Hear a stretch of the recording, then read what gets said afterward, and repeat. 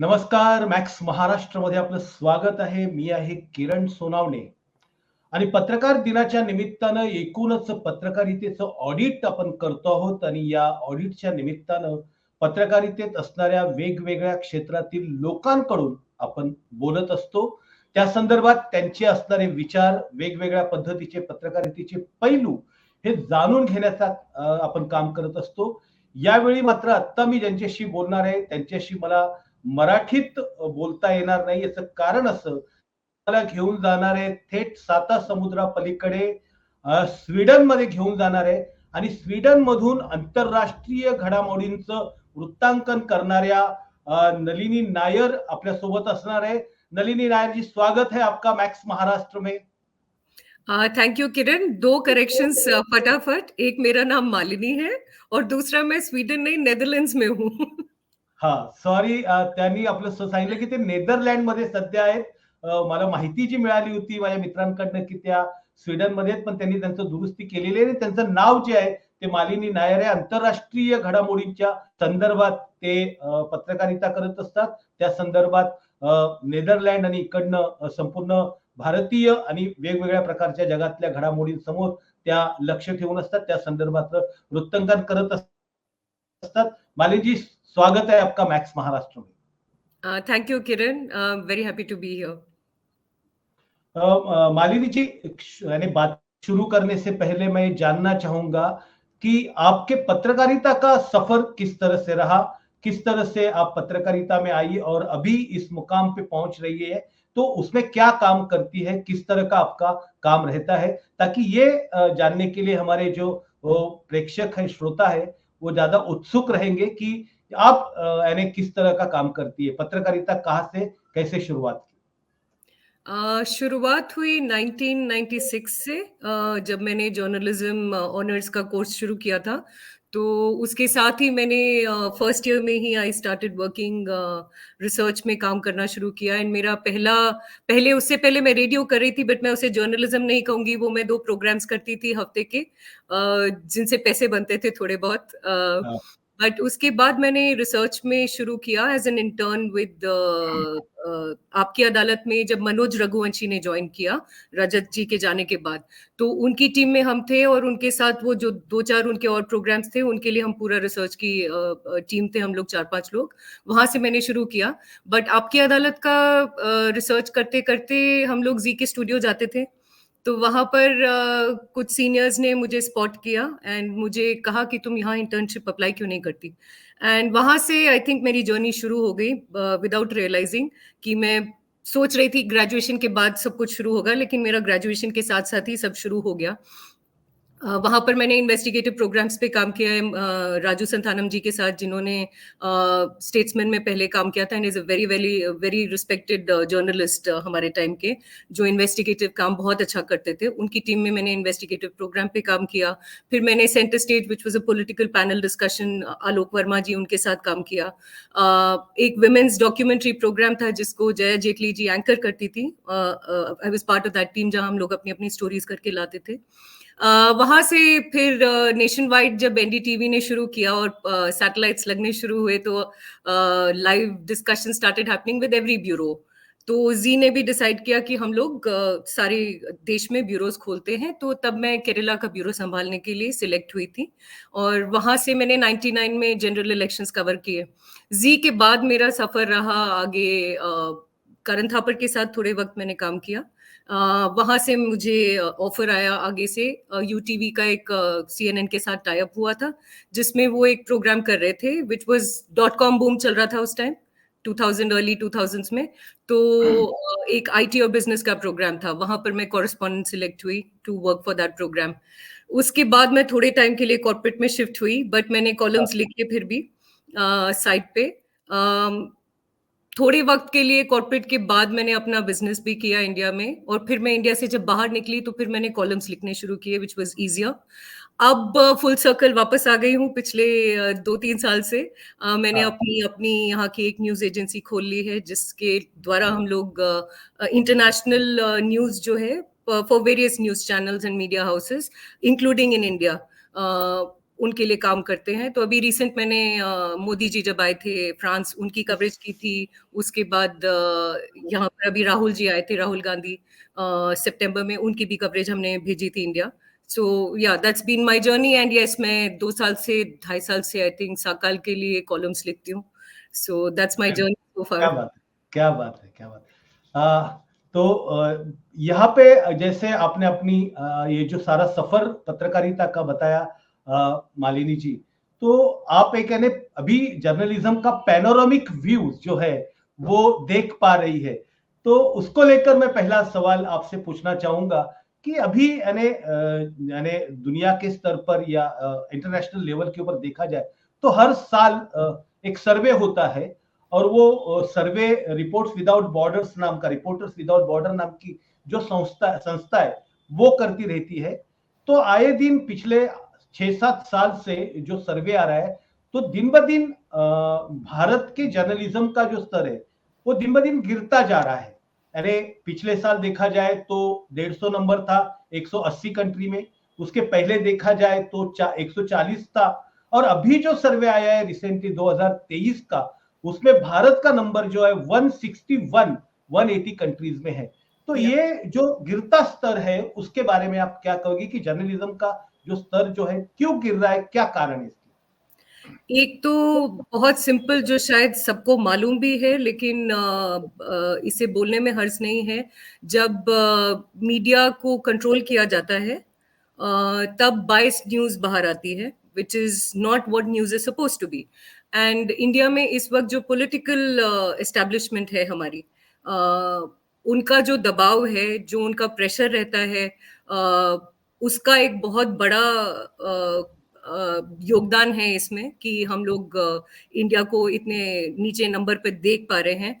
क्योंकि इससे पहले ऐसा नहीं था, बट मैं ये नहीं कहूंगी कि पहले बिल्कुल ठीक था। जर्नलिज्म कॉम्प्रोमाइज्ड हमेशा रहा है। दूसरी बात ये भी है कि corporates are now owners of media houses. आप ये मत भूलिए, corporates play a huge role in how news is disseminated now. जब आपका प्रोपराइटर एक कॉर्पोरेट चलाता है, तो एडिटर की वैल्यू और एडिटर की वॉइस बहुत बहुत सबड्यू हो जाती है उसमें। तो अल्टीमेटली रिजल्ट आप जो देखते हैं वो ये है कि बायस न्यूज आती है, और जब बायस न्यूज आती है तो दुनिया को पता चलता है, क्योंकि सब कुछ ठीक नहीं होता किसी भी कंट्री में। तो अगर सारी न्यूज अच्छी ही आ रही है तो कुछ तो गड़बड़ जरूर है। एंड ये जो सर्वेज हैं, ये ऐसे वाले रिपोर्टर्स विदाउट बॉर्डर्स वाले जो सर्वेज हैं, they are funded, so they are independent. तो इनका रिलायबिलिटी बहुत हाई है, बिकॉज ये बायस नहीं है। They are covering everything without any pressure from any corporate or any government. तो इस रिपोर्ट से I can tell you definitely, मैंने इस पे इनफैक्ट सकाल में आई थिंक 1 साल पहले कॉलम भी लिखा था, कि ये जो गवर्नमेंट और कॉर्पोरेट कोलैबोरेशन है, जो प्रेशर डालती है कि आप वही न्यूज डालें जो इनको चाहिए, उससे फिर यहाँ पर आपको दिखेगा कि जर्नलिज्म कॉम्प्रोमाइज हो जाता है। चाहे आपके पास अच्छे रिपोर्टर्स हैं, चाहे एडिटर्स की मत कुछ और हो, इस पे प्रोपराइटर हैज द फाइनल से, अनफॉर्चुनेटली। ये तो बात है, आपने कहा कि भाई दबाव है, प्रेशर्स है, तो केवल प्रेशर्स है या दूसरे भी कुछ बातें हैं? एक तो आपने कारपोरेट का जिक्र कर दिया, क्योंकि पत्रकारिता ये कोई समझो यानी आमतौर पर हम लोग आजादी की लड़ाई देखे उसके बाद की पत्रकारिता अगर देखे, तो पत्रकारिता ये पेट भरने का साधन कभी नहीं रहा। जिन्होंने भी स्वतंत्रता के पूर्व पत्रकारिता की, और उत्तर में भी जिन्होंने पत्रकारिता की, पेट भरने का साधन कभी नहीं था। वो तो एक अपना मत प्रदर्शन करने का, अपने व्यूज को और लोगों को ज्यादा से ज्यादा शिक्षित करने का माध्यम था। तो ये कारण क्या है? और यानी समझो दबाव इतने सारे लोगों के ऊपर, आज समझो 1 लाख पत्रिकाएं देश में से निकलती है, उसमें से 70,000 से करीब साप्ताहिक है, 300 से ऊपर चैनल्स है, और बाकी सारी इंडिपेंडेंट जर्नलिज्म है। तो ये इतने सारे लोग तो यानी केवल इसको लेकर दबाव है या कोई उनके पीछे गन लेके खड़ा है, ये तो नहीं होगा। दूसरे क्या सोर्सेस इसके कारण पत्रकारिता इतनी झुकी हुई है, लाचार बनी हुई है, किसी के इसमें यानी पेट बन के काम कर रही है? जो आपने सवाल किया है उसी में शायद इसका जवाब भी है किरण। जबकि आप बात कर रहे हैं आजादी के वक्त, जब प्रेस काम कर रही थी, एक कॉमन पर्पस था लोगों का। ये सारे आंदोलन से जुड़े हुए थे आजादी के। ये सब एक दूसरे के पास इंफॉर्मेशन पहुंचाते थे। लोगों तक इंफॉर्मेशन पहुंचाना एक पर्पस था, ताकि आजादी की लड़ाई में सब एकजुट होकर काम कर सकें। तो yes, you are very right कि पत्रकारिता शुरू वहां से हुई, और शायद पर्पस उसका वही रहना था कि लोगों तक एक बात पहुंचाने का पर्पस था, पैसा कमाना। शायद एक अनफॉर्चुनेट चीज अब हो गई है। जब आप 1 लाख पब्लिकेशंस की बात करते हैं, जब आप 300 चैनल्स की बात करते हैं, आप लाखों लोग एम्प्लॉय करके बैठे हुए हैं। These are businesses now. These are no longer free press as to speak. Right now you can not say आज की डेट में हम फ्री प्रेस ऑपरेट कर रहे हैं। शायद दुनिया में कहीं पर भी ये पूरे तरीके से सच नहीं कहा जा सकता, because when you are running a business तो रेवेन्यू आ जाती है। एक एडवर्टाइज जो कर रहा है उसकी स्टोरी ऊपर रखनी है, वो एक चीज आ जाती है, which is very unfortunate. But यही एक हार्ड फैक्ट है आज की डेट का, और यही डिफरेंस आ गया है। And that is the reason freedom of press is a very abuse term now. I will not say we use it the right way or we exercise it the right way anymore. नहीं, जैसा आपने कहा कि ये business हो गया है, business करने में कोई यानी गलत बात नहीं है कि बिजनेस होना चाहिए, लेकिन बिजनेस में अगर इथिक्स ना हो, बिजनेस के कोई इथिक्स होते हैं, तो फिर अगर समझो बिजनेस ही करना है तो इसको पत्रकारिता तो भी क्यों कहे। इसे येलो जैसे कि जर्नलिज्म कहना आज चाहिए। से 20 साल पहले यहाँ के टाइम्स ग्रुप के बड़े मैनेजिंग डायरेक्टर ने कहा था, now we are not the journalist business of journalism, now we are in the business of info entertainment यानी इंफो एंटरटेनमेंट सेक्टर। तो अभी ये इंफो एंटरटेनमेंट सेक्टर हो गया है क्या, कि अभी वो पत्रकारिता को लेकर जो कुछ बोलते हैं कि पत्रकारिता अलग तरीके से, मतलब वो खो गई है क्या, अभी बची नहीं है क्या, इंफो एंटरटेनमेंट डिपार्टमेंट है। इसमें जो आपने इंफोटेनमेंट वर्ड यूज किया, ये बहुत सही है। इनफैक्ट ये 20 साल पहले, मैं नाम नहीं लूंगी उनका, काफी सीनियर जर्नलिस्ट हैं, मेरे अच्छे दोस्त भी थे काफी टाइम। उन्होंने एक स्टोरी करी थी, एंड उसके बाद प्रणॉय रॉय ने उन्हें मैसेज किया था कि congratulations, you have introduced reality TV in news. और उन्होंने जब मुझे ये दिखाया, मैंने कहा ये कॉम्प्लीमेंट नहीं है बहुत। उन्होंने तुम्हें ये बताया है कि तुमने न्यूज, जो ऑलरेडी एक कंपटीशन बन गया है चैनल्स की वजह से, पहले हाँ, हमारे न्यूज थी एक डीडी। मैं नहीं कह रही हाँ, वही एक तरीका है, यस योर राइट, बिजनेस तो है, और बहुत लोग और न्यूज में आ रहे हैं, वो भी सही है। लेकिन फिर आया 24 आवर्स चैनल्स का ट्रेंड। 24 आवर्स की न्यूज बनाना भरने वाला काम हो गया शुरू, कि आप बराबर। एक दूसरे से टीआरपी में लड़ रहे हैं। होर्डिंग्स देखिए आप कितने बड़े बड़े डलने लग गए थे उसके बाद, कि ये न्यूज हमने सबसे पहले ब्रेक करी। तो कंपटीशन ये हो गया कि ये न्यूज हमने सबसे पहले डाली। It was not important content कितना अच्छा है, क्वालिटी कितनी अच्छी है, किसने पहले डाला अपने चैनल पे, वो इंपॉर्टेंट हो गया। फिर भरने का काम, लाइक आई सेड, जब आप भरने लगते हैं, क्योंकि आपको 24 घंटे न्यूज चलानी है, तो आपके पास कंटेंट कितना है। क्वालिटी ऑफ कंटेंट पहले सिलेक्ट होके डलता था, कि आप एक प्राइम टाइम पे जो मेन न्यूज जाती है उसमें आप पहले नेशनल न्यूज जो होती है, जो of importance for people to know, पहले वो डलती है। उसके बाद आती है दूसरी स्टेट लेवल, उसके बाद आती है आपकी फीचर स्टोरीज, और एंड में आता है एंटरटेनमेंट।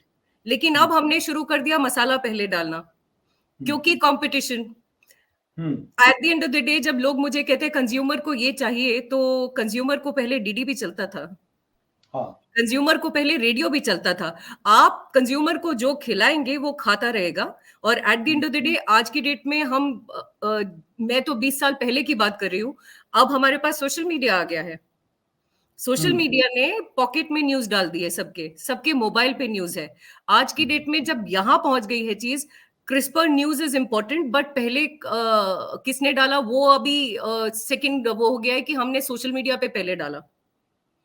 कंपटीशन बराबर। बना देंगे आप, तो न्यूज का जो क्वालिटी है कॉम्प्रोमाइज हो जाता है। मैं ये नहीं कहती आप ट्रेंड्स के साथ मत चलिए, because technology is part of the game. Her hmm. Field में जब प्रेस से हम रेडियो पे आए, तो न्यूज वहां भी आई। एंड हमने बराबर। उसको अडेप्ट किया एज जर्नलिस्ट्स। फिर जब टेलीविजन आया, हमने टेलीविजन न्यूज के हिसाब से रिपोर्टिंग करनी शुरू करी, जहां 500 वर्ड्स की जगह आपको 1 मिनट में पूरी बात कहनी है with the help of visuals. लेकिन हमने उसके लिए अब अडेप्ट किया।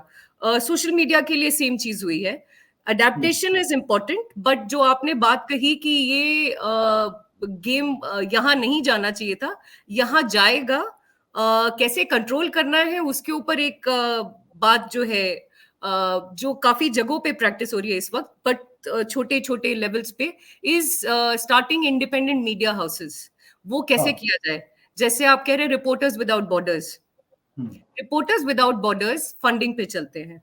क्राउड फंडिंग पे जो छोटे छोटे लोकल न्यूज़पेपर्स या वर्नाक्युलर्स चल रहे हैं, ग्लोबली चल रहे हैं, माइंड यू, बहुत जगह हैं, बहुत लोग उनको सब्सक्राइब करते हैं जो सही न्यूज पढ़ना चाहते हैं, जो ये नहीं सुनना चाहते जो सरकार बता रही है, जो वो नहीं चाहते कि कॉर्पोरेट जो अपना प्रमोट करना चाह रही है वो न्यूज हमें दिखे, वो इंडिपेंडेंट तरीके से ऑपरेट कर पाते हैं। हालांकि उनका लेवल और उनका स्कोप अभी छोटा है। This is still a solution. और बहुत सारे इंडिया में मेरे दोस्त हैं जो इंडिपेंडेंटली यूट्यूब चैनल्स चला रहे हैं, जो अच्छा कर रहे हैं। These are another way of doing it, you know. मतलब इसका एक मतलब यहाँ से निकल कर आया है कि ये तो एक बिजनेस है, पत्रकार बिजनेस हो चुका है, और साथ में न्यूज फिर कमोडिटी हो गई है। News has been commodity for a long time. आप जब से आप देखिए ये सारे जो सडनली इतने सारे चैनल्स 24 घंटे के हुए, ये भी केबल रेवोल्यूशन के बाद हुआ। केबल रेवोल्यूशन आई और सडनली CNN पे हम लोगों ने इराक का वॉर लाइव देखा सबने, और सडनली हमें वैसा जो चीज हमने पहले कभी देखी नहीं थी, जो एथिक्स के अगेंस्ट है, mind you. There R code of ethics in journalism जो फॉलो होने बहुत पहले बंद हो गए। अब उनका कोई मायने ही नहीं रहा है। I don't even want to discuss that, because ये मेरे टाइम पे ही तो मेरे कितनी बार ऐसी भिड़न हुई है विद एडिटर्स कि जहां मैंने कहा ये स्टोरी पे मैं अपना साइन ऑफ नहीं डालूंगी, बिकॉज ये स्टोरी मेरे हिसाब से गलत है, ऐसे जानी ही नहीं चाहिए। और स्टोरी फिर भी गई, लेकिन मैंने अपना साइन ऑफ नहीं डाला। बट मैं अपने लेवल पे एज ए यूनिट शायद सिर्फ इतना ही प्रोटेस्ट कर सकती थी। और बहुत सारे ऐसे जर्नलिस्ट हैं, mind you, in the so called channels जो प्रो गवर्नमेंट हैं या प्रो एस्टेब्लिशमेंट हैं, उधर भी मैं बहुत सारे लोगों को जानती हूँ जो सिर्फ नौकरी तो कर रहे हैं उधर, लेकिन उनके पर्सनल पॉइंट्स ऑफ व्यू बहुत डिफरेंट है इन सब चीजों पे। It is unfortunate, but like I said, commodity है। इसको आप कमोडिटी से हटा के न्यूज कैसे बनाएंगे, उसका तरीका शायद इस वक्त सिर्फ ये है कि आप इंडिपेंडेंट तरीके से कोशिश कीजिए और अपने आइडियोलॉजीज रखिए, लेकिन एज अ रिपोर्टर ये भी याद रखिए कि opinions are different from news and views में जो डिफरेंस है उसका एक बैलेंस जो जरूरी होता है एज अ रिपोर्ट। आप चाहे आइडियोलॉजी में किसी और आइडियोलॉजी में बिलीव करते हो, लेकिन जब आप न्यूज कर रहे हैं तो आप सिर्फ रिपोर्ट करते हैं, उस टाइम आपको न्यूट्रल होना बहुत जरूरी है। और ये न्यूट्रलिटी इस टाइम पे शायद मुझे कहीं नहीं दिखती। न्यूज चैनल्स में पैनल डिस्कशंस आप देखिए, सूत्रधार का काम होता है to moderate the conversation and the discussion. वो मॉडरेशन का काम कम हो रहा है। बायस्ड पॉइंट ऑफ व्यूज लेके अपने मुद्दे रखना और अपनी बात रखना ज्यादा इंपॉर्टेंट हो गया है देन पैनलिस्ट की बात सुनना। बराबर। तो अब कम्युनिटी है, क्योंकि शायद हमें शोर शराबा पसंद है, शायद हमें नेशन वांट्स टू नो पसंद है, ये बोला जा रहा है, बट शायद लोगों को पसंद नहीं है। आप जो बेच रहे हैं वो खा रहे हैं। बराबर। दूसरा इसमें से सवाल एक निकल के आ जाए कि जैसे कि एक पत्रकारिता बिजनेस हो चुकी है, न्यूज कमोडिटी हो चुकी है, उसके आगे ये खतरनाक कमोडिटी होना न्यूज का और बाकी लोगों के लिए कितना खतरनाक हुआ है, ये एक खबर का एक वस्तु बन जाना और उसको बेचने के लिए अलग अलग करना। क्योंकि कुछ भी हो, खबर हो तो खबर से कल्चर और सारी चीजें आगे बनती है, तो वो कितना खतरनाक हुआ है देश दुनिया में। जो रवांडा रेडियो वाला एक एग्जाम्पल है आपने, और मैंने पहले भी बात करी है इस पे। मैं उतना एक्सट्रीम में नहीं बोलूंगी इंडिया के लिए, बट जो मणिपुर में हुआ एक ANI की पोस्ट की वजह से, शुरू हुआ, मैं नहीं कह रही पहले नहीं हो रहा था, वहाँ ट्राइबल कॉन्फ्लिक्ट्स बहुत टाइम से चल रही हैं, लेकिन जो उसको आग दी गई उस टाइम और उस आग को हवा दी गई, वो शायद हाँ वहाँ से शुरू हुआ। That is called irresponsible journalism. बहुत पहले है, और आई होप किसी को याद हो 2008 में जब ताज में अटैक हुआ था, मुझे अभी तक याद है कि मैंने लाइव सुना था अर्नब के उस पे, एक पॉलिटिशियन जो वहां फंसे हुए थे, वो लाइव बता रहे थे कि हम लोग इस जगह पे 20 लोग या 200 लोग छुपे हुए हैं। ये लाइव चला गया उस टाइम। इसको कहते हैं इररिस्पॉन्सिबल जर्नलिज्म। लाइव होने की होड़ में हाँ आपने कितने लोगों की जान खतरे में डाली उस टाइम पे। वो बात और है कि I remember Arnab also mentioning कि आप सर अपनी लोकेशन मत डिस्क्लोज कीजिए, लेकिन अगर आप लाइव ले रहे हैं, should you not be responsible as journalist? कि बहुत लोगों की जिंदगी दाव पे थी उस वक्त। बराबर। ये जो चीजें हो रही हैं, this is very very unfortunate. तो इंडिया में तो ये पहली बार नहीं, 26/11 को भी हुआ था शुरुआत में, कि जो सारे यानी कैसे जा रहे थे पूरा का पूरा इन रिस्पॉन्स, वो तो वहां भी हुआ था।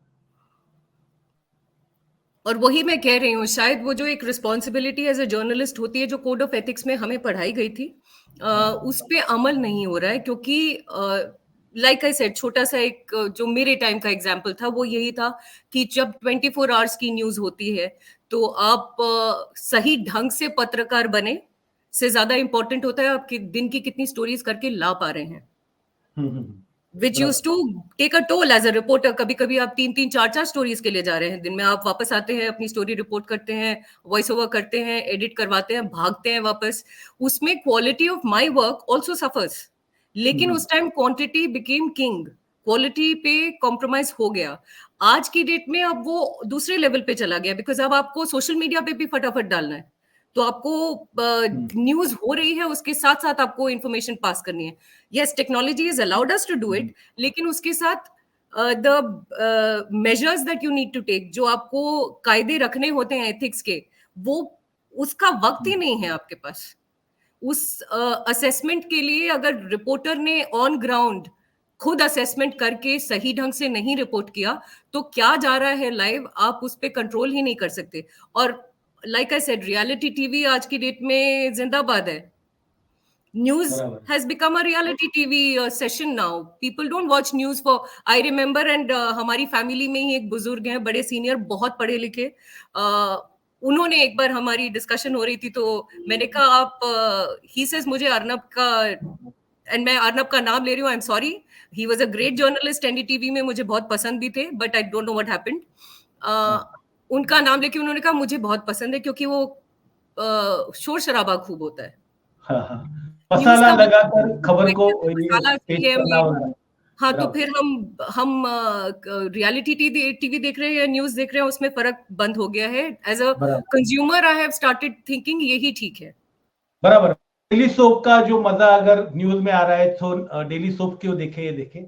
तो ये वक्त आ गया है क्या कि प्रेस शब्द जो है इस इस जगह से स्टिक आउट कर दिया जाए और नया एक शब्द गढ़ा जाए, कि जैसे कारपोरेट दुनिया होता है कि इंफॉर्मेशन एग्जीक्यूटिव उनको बुलाया जाए। क्योंकि पत्रकारिता एक सेक्रेड होती थी, पवित्रता है, उसके पीछे लोगों का ओपिनियन बनाने की बात आती है, दुनिया को और लोगों को जागरूक करने की और अच्छी तस्वीर दिखाने की बात आती है। एक समय, अभी कुछ समय में किसी सीनियर जर्नलिस्ट कर रहा था, मालिनी जी, उसने कहा कि पत्रकार का जो फर्ज होता है कि एक हाथ लेके चलना और दूसरे हाथ में आईना लेके चलना। जहां अंधेरा हो वहां दिया दिखाओ, जहां कुछ गलत हो वहां आईना दिखाओ। तो क्या अभी ये जब काम तुम नहीं कर रहे हो, तो तुमको ये जो प्रेस का वर्ड है, जर्नलिस्ट का वर्ड है, पत्रकार वर्ड है, वो उसने चाहिए। और उसके लिए सच्चे पत्रकार जो है या इस माउंट के, तो उसने और उसके संबंध में वो कुछ करना चाहिए क्या, कि ये समय आ गया, क्या ये स्थिति है अभी? स्थिति ये है, लेकिन मैं शायद अभी भी एक थोड़ी सी आशा रखती हूँ कि चीजें बदलने का शायद अभी भी स्कोप है। ये नहीं कह सकते कि बिल्कुल बदल जाएंगी, लेकिन कोशिश तो कर ही सकते हैं, और बहुत लोग कर रहे हैं। रवीश एनडीटीवी से निकले हैं, उन्होंने अपना यूट्यूब चैनल शुरू किया जहां वो अपनी बात रखते हैं। अभिसार मेरे दोस्त हैं जो अपनी बात रखते हैं। बहुत सारे और इंडिपेंडेंट जर्नलिस्ट हैं जो अपनी बात रखने की कोशिश अभी भी कर रहे हैं। तो मैं ये नहीं कहूंगी कि फिर तो इनके लिए गलत हो गया ना, इन सब के लिए जो जो लड़ाई लड़ रहे हैं, अगर हमने इनकी भी लड़ाई खत्म कर दी ये बोल के वो कि यूज कर इंफॉर्मेशन सकते हैं ना, इंटेग्रिटी वो से। यूज कर सकते हैं। जो बिजनेस टीवी है वो तो करेंगे नहीं ना। बिजनेस टीवी जो कर रहे हैं, सबको मालूम है, एक मालिक के पास 80-80 चैनल है, एक किसी के पास 125 चैनल है, और वो वहां से कठपुतलियों के जरा स्ट्रिंग हिलाने की जो बात है, उस तरह से बात हो रही है। लोग जो इतना पढ़ाई का स्तर नहीं है, इतनी आम जनता की अंडरस्टैंडिंग नहीं है कि आज भी टीवी दिखाया जाता है, आमतौर पर उनका जो परसेप्शन है, उनका जो यानी थॉट पैटर्न है, उस तरह से बन आई लॉस्ट यू, लास्ट का मैं सुन नहीं पाई, सॉरी। जो लोगों का जो सोचने का तरीका है, जो बताया जाता है, उस तरह मोड़ दिया जाता है। क्योंकि अभी अभी तो तरीके की हर पार्टी की, हर लोगों की एक यानी ऑर्गेनाइजेशन बन कि लोगों का किस तरह से ये अपने तरफ ध्यान लिया जाए, उनके विचारों में कैसे ये किया जाए। जैसे आपने इसका अल्गोरिथम है, वैसा सोशल अल्गोरिथम भी बनाने का पार्टियों ने शुरू किया है या चैनलों ने शुरू किया है।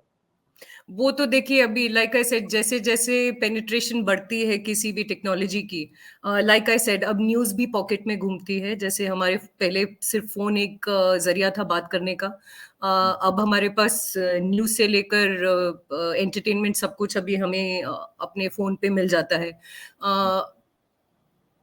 मैं फिर भी लाइक आई सेड मैं आपकी बात समझ रही हूँ, लेकिन कहीं पर शायद policy is where things need to change, जो कि बहुत मुश्किल है। जब सरकारें ही मीडिया को कंट्रोल करती हैं तो policy change is very difficult.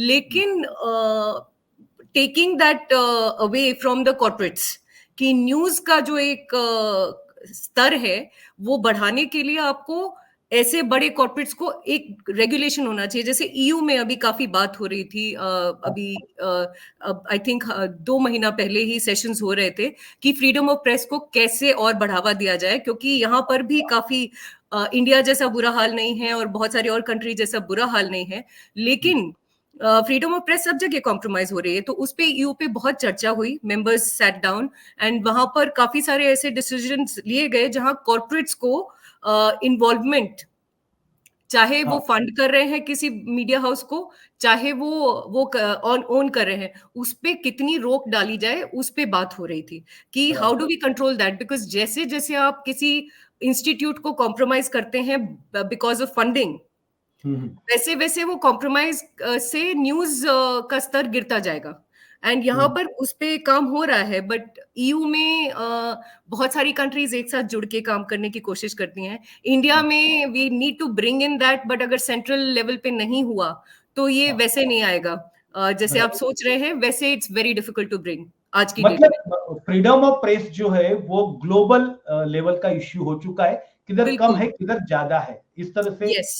तो ये जो बातें हुई है को लेकर जुड़ा हुआ एक सवाल है, क्या पूरे देश भर में जैसे राइट विंगर सत्ता में आ रहे हैं, और एक नया पैटर्न्स अभी यानी सत्ता को चलाने का डेवलप हो रहा है, जिसमें आर्मी को साथ लो, यानी साइंटिस्ट को साथ में लो, मीडिया को साथ में लो, और कुछ यानी आर्टिस्ट लोगों को साथ में लो, और उनका एक झुंड बनाकर आम लोगों के ऊपर यानी अपने जो विचार होप है, तो अपनी जो सत्ता है, उसको थोपा जाए। और उसको यानी आम जनता की कोई परवाह करने की नहीं, अपने पास ये लोग हैं तो इनके जरिए हम लोग इनको कुचल सकते हैं। ये डेमोक्रेटिक के फेस में नया फ्यूडलिज्म, नई हिटलरशाही आई हुई है क्या?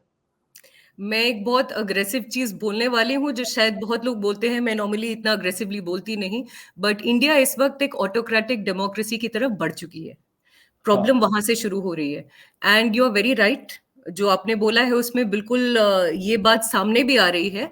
लेकिन अनफॉर्चुनेटली लाइक आई सेड कि ऑटोक्रेसी ऑफ दिस काइंड, जिसमें आप बहुत सारे स्टेक होल्डर्स लेके आते हैं जिनका इन्फ्लुएंस बहुत है अपनी अपनी फील्ड्स में, हम्म, एज अ कॉमन कंज्यूमर मेरी शायद उतनी एक्सपोजर नहीं है कि मैं जान सकूं कि ये सही बात बोल रहे हैं या नहीं बोल रहे हैं।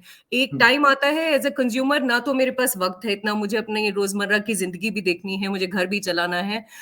तो मैं जितना पढ़ती हूँ या as a consumer common person, मैं उतना ही समझूंगी। और अगर ये इन्फ्लुएंसर्स जिनको मैं बोलूंगी, जिनका आपने नाम लिया है, ये जो गुट बनाने का, कि आप एक ओपिनियन थोप देते हैं लोगों पे by bringing in an academic guy, bringing in a scientist, bringing in a artist, and अपनी ही बात उनके मुंह से कहलवाना, ये एक ट्रेंड शुरू हो चुका है। But unfortunately, like I said, as a consumer, इसको डिफरेंशिएट करना मुझे नहीं आएगा। तो मैं ये इसका बहुत बड़ा एग्जाम्पल ये दूंगी कि ये जो यंगर जनरेशन है, मेरी अपनी फैमिली में कुछ यंग बच्चे हैं जो अभी टीन्स से बाहर निकल के कॉलेज गए हैं, और मैं उनसे बात कर रही थी, एंड उनमें से एक ने मुझे ये बोला कि आपने मुझे इस मुद्दे पे इतनी सारी बातें बताई क्योंकि आपके पास वक्त था और आप मेरी फैमिली के हो, तो मुझे अच्छा लग रहा है सुन के, लेकिन मेरी जनरेशन के पास इतना ना तो वक्त है, हमारा अटेंशन स्पैन है 10 मिनट, 10 सेकेंड। हम लोग देखते हैं मीम्स जाके हाँ, सोशल मीडिया हैंडल्स पे, हम लोग न्यूज पढ़ते हैं इन द पासिंग, आधा टाइम हमें पता भी नहीं होता क्या हो रहा है। तो जो true, हमें व्हाट्सएप पे आ जाता है, जो हमें सोशल मीडिया पे दिख जाता है, हम उसको सही मान लेते हैं। तो सही, मैंने उसको बोला फेक न्यूज और इसमें क्या अंतर तुम्हें पता नहीं चलता? ही से जब हमें नॉलेज ही नहीं है, ना हमारे हाँ, पास वक्त है, ना हमारा इंटरेस्ट है, तो हम जितना सामने से आएगा उसी को अब्सॉर्ब कर लेंगे। एंड बराबर, इसका ये आप समझ लीजिए कि कितनी खतरनाक चीज हो रही है। यही एक बराबर, चीज उस जनरेशन के लिए भी सच है जो मेरे से और आपसे एक जनरेशन ऊपर है, हमारे पेरेंट्स, जिन्हें बराबर, टेक्नोलॉजी समझ नहीं आती। मेरी बराबर, अपनी फैमिली के एल्डर्स हैं जो कभी कभी कुछ भेज देते हैं हमें, और हम सडनली उनको बोलते हैं कि ये फेक न्यूज है, आपने हाँ, चेक किए बगैर क्यों भेजा? तो उन्होंने कहा हाँ, हमें मालूम ही नहीं है, ये सब जो आता है हमें लगता है सच ही होगा, वरना लोग डालेंगे क्यों? तो बराबर, सोचिए, इसमें एक चीज लेकिन बहुत अच्छी सामने भी आती है, पुरानी जनरेशन का फेथ इन प्रेस। हाँ, वो प्रेस में आता है वो सच मानते हैं क्योंकि उनको ये पता है कि प्रेस हमेशा सच बोलती है। वो अभी भी हाँ, ये मान के आपको आगे फॉरवर्ड करते हैं जो चीजें कर रहे हैं। सही, सही यंगर बात, generation doesn't care, which is very हाँ, अनफॉर्चुनेट, बिकॉज वो वेट करेंगे ही नहीं, कुछ भी आएगा सामने तो उसमें बराबर, फिर काम आपका, जो आपका मेरा बहुत बढ़ जाता है कि आप हम्म, जो कर रहे हैं, बहुत लोग फेक न्यूज पे फैक्ट चेकिंग करके भेजते हैं, लेकिन उसका कहाँ तक बराबर। पेनिट्रेशन हो रहा है वो बहुत बड़ी बात है सोचने वाली। आई डोंट नो कितना हो रहा है। मैं यही यही बात कहने जा रहा था कि जिनके ऊपर जिम्मेदारी थी कि फैक्ट बताओ, सच्चाई बताओ, उनके लिए ही फैक्ट चेकिंग का नया ऐप निकालना पड़ता है, नई वेबसाइट निकालनी पड़ती है, और ये सब करना पड़ रहा है। ये यानी एक कुल मिलाकर बेईमानी का सबूत देती है कि जो समझो यानी काम कर रहे हैं उसमें ईमानदारी नहीं है। मैं अगले सवाल पे आऊंगा, थोड़ा टेक्नोलॉजी की बात आपने की है, तो मैं पूछना चाहूंगा, आप पैनोरामिक सीनियर सीन्स देखते हुए, स्थिति देखते हैं पत्रकारिता की, अभी एआई जो इंट्रोड्यूस हुआ है ये सारी दुनिया में, सब अलग अलग इसमें से, तो ये पत्रकारिता को लेकर किस तरह से काम करेगा? ये आने वाले इसमें जिस तरह से बताया जाता है, अभी तो समझो एंकर की भी जरूरत नहीं है, उसका एआई के तरह आप उनको वर्ड फीड कर दो और किसी का भी जो आपको पसंद हो चेहरा या आर्टिफिशियल बना लो, वो एंकरिंग करता रहेगा। साउथ में सबसे पहले मैंने इंडिया में पहला आर्टिफिशियल एआई का एंकर इंट्रोड्यूस हुआ है, लॉन्च हुआ है। ये किस तरह से काम करेगा मीडिया में और इसका कितना इफेक्ट आएगा? आम आदमी को फायदा होगा, अभी जो बिजनेस कर रहे हैं उनको ही फायदा होगा, और वो दोबारा बहुत ज्यादा सेंट्रलाइज हो जाएगी प्रेस, और फिर वो जिस तरह से चाहे करेंगे। क्या है? देखिए, इस वक्त प्रेस बहुत सारे बैटल्स लड़ रही है, बहुत सारे। मतलब आप अपनी बात अगर सच्चाई से रखना भी चाहते हैं तो बहुत डिफिकल्ट है। बट साथ में एक चीज और भी है, टेक्नोलॉजी के साथ मीडिया हमेशा मूव किया है। अगर आप हाँ, बिगिनिंग से देखें, लाइक आई सेड, मैंने पहले भी अभी अभी थोड़ी देर पहले भी बोला था कि पहले प्रिंट था, प्रिंट के बाद रेडियो आया, रेडियो पे भी न्यूज आने लगी। हम लोगों ने डिसाइड किया कि ठीक है, न्यूज को पढ़ने के लिए कितना छोटा करना पड़ेगा, और हम्म, लेकिन बात पूरी फिर भी पक्की तरीके से कैसे कहनी है वो हमने सीख लिया। फिर हम्म, टेलीविजन आया, टेलीविजन के लिए हमें समझ आ गया स्क्रिप्ट और छोटी करनी पड़ेगी, लेकिन विजुअल के माध्यम से हम आधी बात कह पाएंगे तो फिर भी बात बनी रहेगी। हम्म, सोशल मीडिया में बुलेट्स में आप फिर भी चीजें डाल सकते हैं, but you have learn how to work with new technology there also. AI हाँ, अब कहीं जाने नहीं वाला है, ये एक हाँ, सच है जो सबको मान लेना चाहिए। एआई के ऊपर ही as a foundation AI will work for everything now. आज की डेट में आप और मैं अगर कार में ट्रैवल कर रहे हैं तो आप नेविगेशन यूज करते हैं। आज आप हाँ। फोन यूज कर रहे हैं तो भी आप एआई यूज कर रहे हैं, क्योंकि आप सोशल मीडिया, हम लोग जिस चैनल पे बात कर रहे हैं, फेसबुक पे एआई यूज होता है, गूगल में यूज होता है। देयर इज नथिंग, आपकी लाइफ में एआई ऑलरेडी है, हम्म। उससे भाग आप सकते नहीं। लेकिन मीडिया के अंदर एक रेजिलियंस है, हाँ। चाहे उसका फायदा और लोगों को ज्यादा हो इस वक्त, जो कि हम डिनाई नहीं कर सकते। Corporates and governments will benefit a lot out of उनको कैसे अपनी न्यूज डालनी है। वो ऑलरेडी सोशल मीडिया पे भी काफी तरीके से अपना कर पा रहे हैं। लेकिन ये जो आपने दूसरी चीज बोली है, दूसरा पहलू, की एंकर्स की जगह जरूरत नहीं पड़ेगी, रिपोर्टर्स की शायद जरूरत ना पड़े। मैं उसमें एक चीज ये बोलना चाहूंगी, एंकर शायद आप हटा सकते हैं, रिपोर्टर आप हटा नहीं सकते। हाँ। रिपोर्टर का काम इजी हो जाएगा ऑन वन लेवल। हाँ। इसमें मैं ये जरूर बोलती हूँ, बहुत लोगों को बोला है, कई लोग मानते नहीं, और विच इज ओके। जर्नलिज्म को राइटिंग एक्सपर्ट के साथ कंपेयर नहीं करना चाहिए। एक रिपोर्टर अच्छा रिपोर्ट लिखता है हाँ। या वो अपनी बात कह पा रहा है, इनमें दो डिफरेंसेस हैं। आप अच्छे तरीके से लिख पा रहे हैं is hmm. Your writing skill, जो हम्म। बहुत लोगों के पास होती है। अगर एआई आपका रिपोर्ट लिख रहा है हाँ। एज अ रिपोर्टर, तो उसमें मुझे कोई आपत्ति नहीं है, as long as you are the person जो रिपोर्ट करके आया है, जिसने हाँ। जाके वो न्यूज देखी है सामने, और आपने उसको फीड किया और कहा है, अब इसके ऊपर 500 वर्ड्स लिखो, ये चीजें इंपॉर्टेंट हैं। तो भी आप वही काम कर रहे हैं जो आपने न्यूज कंसाइज करने में किया था, जब आपने हम्म। अडेप्ट किया फ्रॉम प्रिंट टू 500 वर्ड से आप 1 मिनट की स्टोरी तक लेके आए टीवी के लिए। तब भी आप हम्म। यही काम कर रहे थे, आपने एक्सपर्टीज चेंज करी अपनी, लेकिन आपने हाँ। अपनी बात कहनी बंद नहीं करी, आपने कम शब्दों में बात कहनी शुरू करी। और अभी भी रिपोर्टर का काम कॉम्प्रोमाइज नहीं होगा, हो सकता है हम्म। एंकर्स का हो जाए, which is frankly not such a bad thing. क्योंकि हम्म। आज की डेट में मैं ये भी कहना चाहूंगी कि anchors are for entertainment programmes. News हाँ। Anchors should be reporters first, they should या। बी जर्नलिस्ट, जिन्हें पता है रिपोर्टिंग कैसे होती है, जिन्हें पता है जर्नलिज्म क्या होता है, जिन्हें पता है कोड ऑफ एथिक्स क्या होते हैं। एंड हम्म। फिर वो अगर किसी प्रोग्राम को एंकर कर रहे हैं तो सही है। तो अगर हम्म। ऐसा आपका रोल रहा है तो रिपोर्टिंग फिर भी कॉम्प्रोमाइज नहीं होगी, आपका हाँ। लिखने का तरीका बदल जाएगा सिर्फ। It might make it easier for you to do it, but AI के बगैर अब आप हम्म। अगर सोचे कि आप इससे लड़ेंगे, तो ये लड़ाई तो आप हारेंगे। कोई भी कॉर्पोरेट हो चाहे इंडिविजुअल हो, एआई कहीं जा नहीं रहा है। तो अब बराबर। इसके साथ कैसे काम करना है ये आपको देखना है। दूसरी बात जो आपने बोली, business, yes they will benefit मोर। लेकिन प्रेस तब भी लड़ रही थी जब पहले कॉर्पोरेट्स ने हाँ। आके मीडिया हाउसेस खरीद लिए। जो जिस प्रेस ने लड़ना है वो अभी भी लड़ेगी। सही बात है, जिसको अपना लक्ष्य पार करना है वो कहीं से न कहीं से रास्ता ढूंढ ही कोशिश तो लेता है। करेंगे, कोशिश तो मैंने जारी है और जैसे बहुत अभी लोग समझो कर रहे मैंने हैं। इतनी सारी प्रेस होने के बाद भी लोग यूट्यूब पर अपनी पत्रकारिता करके वो जोहर दिखाई रहे हैं, वो चीज लोगों के सामने ला ही रहे हैं। लेकिन छोटे मायना में आखिरी सवाल के ऊपर मैं आ रहा हूं। तो अभी ये सारी अब मेस जर्नलिज्म में हो चुका है, अब हम लोगों की बात हो चुकी है।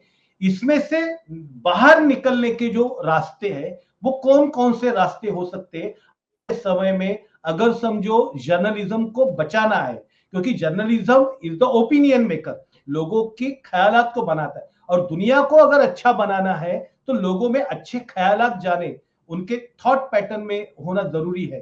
तो वो करने के लिए नए क्या आयाम होंगे, नई बातें क्या होगी, नई यानी उसके लिए कौन कौन से जरिए होंगे? बिफोर मैं आपका ये एड्रेस करूं, मैं एक मेरा जो मानना है, journalism is not the opinion maker. Journalism का रोल मैसेंजर का था। जब हम मैसेंजर थे तो हम न्यूट्रल थे। ओपिनियन मेकर का काम कंज्यूमर का है, वो ओपिनियन अपनी बनाएंगे, आपका जो पढ़ेंगे उसके बाद विचार धारा जो बनेगी उससे, वो ओपिनियन मेकर कंज्यूमर है। लेकिन आपका काम as as a journalist has always been to be a messenger of the messenger. Facts, of the बराबर। फैक्ट्स बस। बराबर। वहां अब आते हैं दूसरी चीज पे, जो पहले भी मैंने एक चीज मेंशन करी थी, जो आप और मैं पहले डिस्कस भी कर चुके हैं एक बार पहले हाँ। बात करते time. Crowd funding is a very good way to go about it, because आज की डेट में अगर आप पब्लिकेशंस चला रहे हैं तो खर्चा है। हाँ। आपको एक ऑफिस है, आप बहुत खर्चे हैं, आपको सैलरीज देनी है, सब कुछ है। तो एंड में नाना करके भी आप कॉर्पोरेट के दबाव में आएंगे, आप हाँ। एडवर्टाइजिंग के दबाव में आएंगे। Crowd funding is the best way. जैसे ये रिपोर्टर्स विदाउट बॉर्डर्स आपने जो मेंशन किए थे, बहुत अच्छा एग्जांपल है. ये फंडिंग पे चलते हैं. ऐसे ग्रुप्स जो फंडिंग पे चलते हैं वो इंडिपेंडेंटली अपनी बात फैक्चुअली रख पाते हैं. They are not afraid. ना वो सरकार से डरते हैं, ना वो कॉर्पोरेट के दबाव में आते हैं या किसी और दबाव में. वो अपनी बात एज अ फैक्ट रख पाते हैं. एक सबसे बड़ा सोर्स ये है. दूसरा, yes, like I said, on a very small scale, but I am happy कि बहुत लोग कर रहे हैं जो फाइट देते हैं कि डरे बगैर, लेकिन at a cost. News click के साथ हुआ जो हमने देखा अक्टूबर में. अभिसार शर्मा, मेरे दोस्त, सब लोग बुलाए गए. गवर्नमेंट के दबाव से चीजें हो रही हैं, लेकिन ऐसे भी छोटे छोटे सेटअप्स है जो अभी लगे हुए हैं. विदाउट ऐसे छोटे सेटअप्स को फंडिंग दी जाए और इनको ज्यादा प्रचार मिले. और दूसरी एक बहुत इंपॉर्टेंट चीज है जो शायद हम लोग बहुत मिस करते हैं. Journalism was not about competition. आप और मैं कंपटीशन में नहीं है. हम एक ही न्यूज कवर कर रहे हैं और अपने अपने तरीके से उसको कवर करेंगे. ये जो आपका विचारधारा वाले जो सेम विचारधारा रखते हैं, उनका एक अपना एक संगठन होना चाहिए जो एक दूसरे को सपोर्ट करते हुए काम करें. जैसे like I said, reporters without borders have so many journalist working for them globally. Similarly India में एक ऐसी चीज होनी चाहिए जहां एक मत के जो ऐसे लोग हैं जो डरे बगैर पत्रकारिता में काम करना चाहते हैं, उन्हें एक दूसरे का सपोर्ट मिलना चाहिए. उन्हें एक दूसरे से it should be like cross functional in that way कि अगर मेरे पास कुछ न्यूज है तो मैं आपके साथ शेयर करूं, आपके पास है तो आप मुझसे शेयर करें. हम दोनों इस पे ब्रेनस्टॉर्म करें और इसकी और सही तरीके से कैसे निकाली जाए. Cross functional also in the sense कि आप अपने चैनल पे दूसरे किसी का लिंक डालते टाइम ना डरें. यू नो, कॉम्पिटिशन ना करें, कोलैबोरेशन करें. ये बहुत इंपॉर्टेंट है और ये बहुत छोटा स्टेप है, लेकिन ये इंपॉर्टेंट स्टेप है इस वक्त to get people together, press को बचाने के लिए. फ्रीडम ऑफ प्रेस को बचाने का ये एक तरीका है, छोटा. दूसरा, like I said, the bigger but not so big is crowd funding, जो इतना सिंपल नहीं है, जो उसके ऊपर भी बहुत सारे चेक्स एंड बैलेंसेस लग जाते हैं जब गवर्नमेंट्स इन्वॉल्व होती हैं पॉलिसी बनाने के टाइम पे. लेकिन अपनी तरफ से जो हम कोशिश कर सकते हैं, ये दो रास्ते मुझे लगते हैं जो कुछ कुछ हद तक सार्थक रहेंगे. बाकी लाइक आई सेड, कुछ लोग हैं जो लड़ते मर जाएंगे और कुछ है जो गिव इन करेंगे. बट ये लड़ाई है, शहीद भी होंगे, बहुत कुछ जीतेंगे, कुछ हारेंगे, लेकिन लड़ाई तो जारी रहेगी. बराबर है. धन्यवाद मालिनी जी. जारी रहेगी. और आपने अपना अनुभव शेयर किया और पत्नी को लेकर बात की. मैक्स महाराष्ट्र की ओर से बहुत बहुत शुक्रिया करता हूँ. और आने वाले से अलग अलग विषय के ऊपर रहेंगे. या होत्या मालिनी नायर, ज्यांच्याशी आपण पत्रकारितेवरती बोलत होतो आणि एकूणच ज्या पद्धतीने भूमिका ती भूमिका ऐकलेली आहे. त्या संदर्भात काय वाटतं की येणारी पत्रकारितेची लढाई जी आहे ती प्रचंड मोठी आहे आणि लोकच्या मदतीनं लोकपत्र जोपर्यंत होत नाही तोपर्यंत मात्र याला पर्याय असू शकत नाही. कारण जर समजा तुम्ही उद्योगाच्या पत्रकारितेवर अवलंबून राहिलात तर तुम्हाला पूर्ण सत्य कधी समजणार नाही. त्यामुळे लोकांनी पुढे होऊन लोकांची पत्रकारिता, जे इमानदारीमध्ये पत्रकार आहेत, लोकांना जागवण्याचं काम करतायत, त्यांची उभं राहणं हेच एक काम या ठिकाणी जर खऱ्या अर्थानं लोकशाही आणि इतर मूल्य जर जपायची असतील तर त्यातला हा पर्याय आहे. हे मालिनी नायर यांनी या संदर्भात आपल्यासोबत बोलले. तुम्हाला नेमकं काय वाटतं तुम्ही नक्की कमेंट बॉक्स मध्ये लिहा आणि पाहत राहा. मॅक्स महाराष्ट्र, आवाज महाराष्ट्राचा. धन्यवाद.